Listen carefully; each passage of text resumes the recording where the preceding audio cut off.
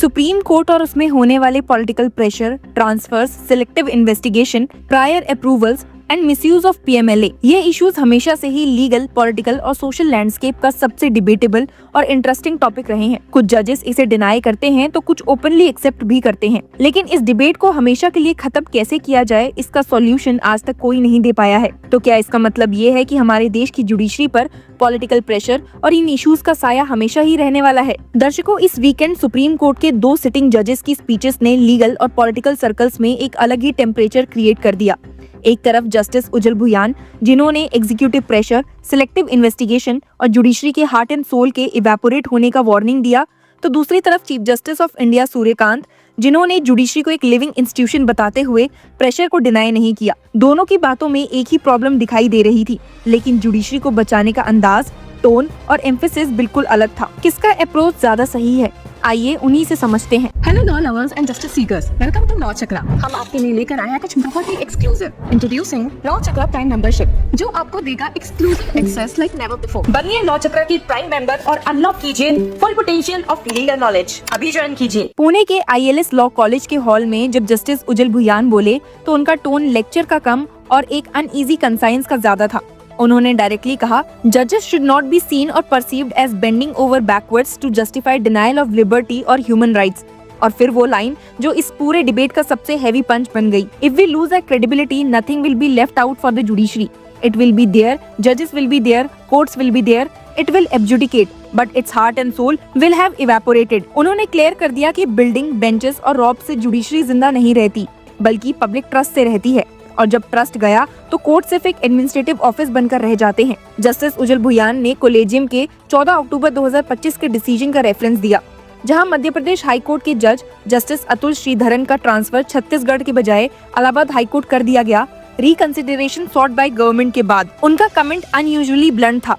When the collegium itself records in its minutes that the transfer of a high court judge is being made at the behest of the central government, it reveals a striking intrusion of executive influence into what is constitutionally supposed to be an independent process. It reflects a clear admission of the executive influencing collegium decision, the very thing it sought to prevent. That is very unfortunate. Supreme court sitting जज justice Bhuyan ने ये भी कहा कि transfer strictly an internal matter of the judiciary होने चाहिए। By the very nature of things, the center has no say in the transfer and posting of judges. It cannot say that such and such a judge should not or should be transferred or if transferred to such and such a high court. उन्होंने Caroline Kennedy का coat students को सुनाया that we need judges who stand erect against the political whims of the time. Justice Bhuyan के according judiciary को CRPF के platoon की जरूरत नहीं। जजेस were enough to stand guard against intrusions into judicial independence. पर अगर पब्लिक फेथ ब्रीच हो गया तो जुडिशरी के पास ना स्वॉर्ड है, ना पर्स और ना ही कोई आर्मर। अब इसी बैकग्राउंड में अगर chief justice of India Suryakant का स्पीच सुना जाए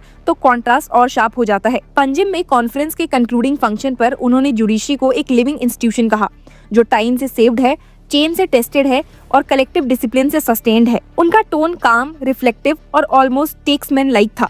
उन्होंने कहा, justice is a living institution that must balance continuity with change. The law that refuses to engage with change does not remain pure, while the law that embraces very novelty without reflection also risks losing its moral center. उनके लिए challenge ये था कि justice कैसे faithful to itself रहे जब दुनिया constantly बदल रही है। उन्होंने जुडिशरी को एक इनहेरिटेंस बताया, centuries of struggle, debate, compromise और मॉरल करेज से मिला हुआ।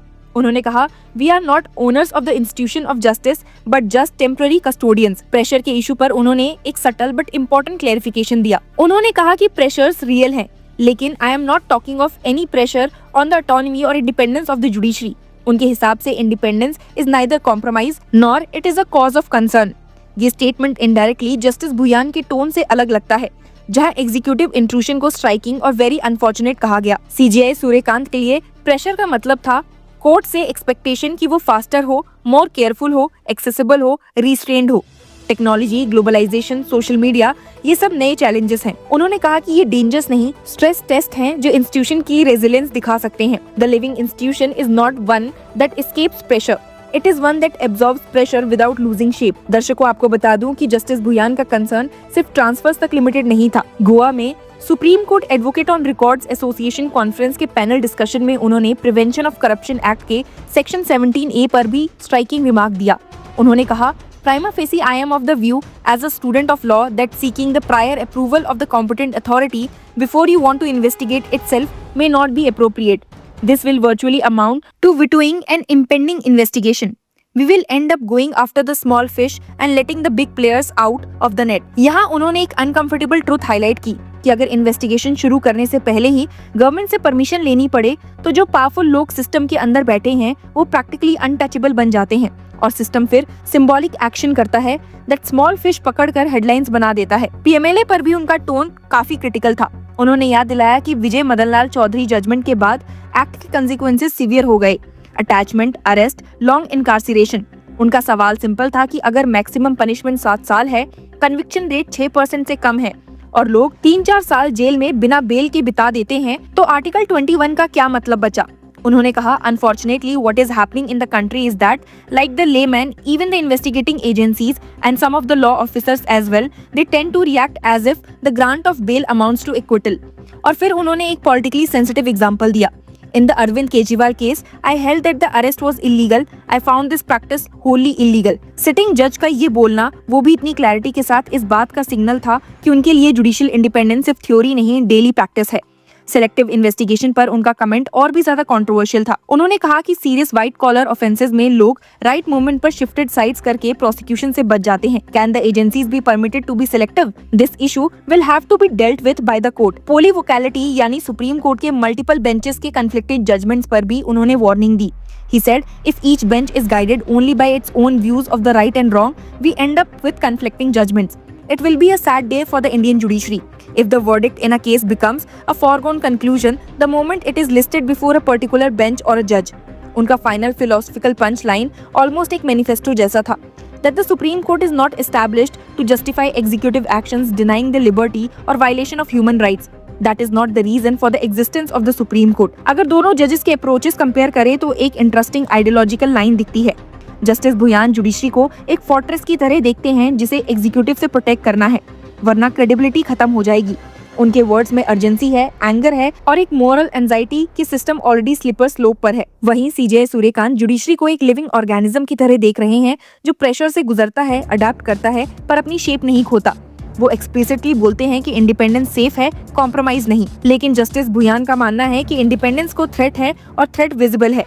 Transfer, selective investigation, prior approvals और मिसयूज ऑफ पीएमएलए के जरिए। इस कॉन्ट्रास्ट ने लीगल कम्युनिटी में एक अनकंफर्टेबल क्वेश्चन को छोड़ दिया है। क्या जुडिशरी सच में उतनी ही सेफ है जितना चीफ जस्टिस ऑफ इंडिया कह रहे हैं, या फिर जस्टिस भुयान जैसे जजेस जो ग्राउंड पर केसेस देख रहे हैं उनकी एंजाइटी ज्यादा रियलिस्टिक है?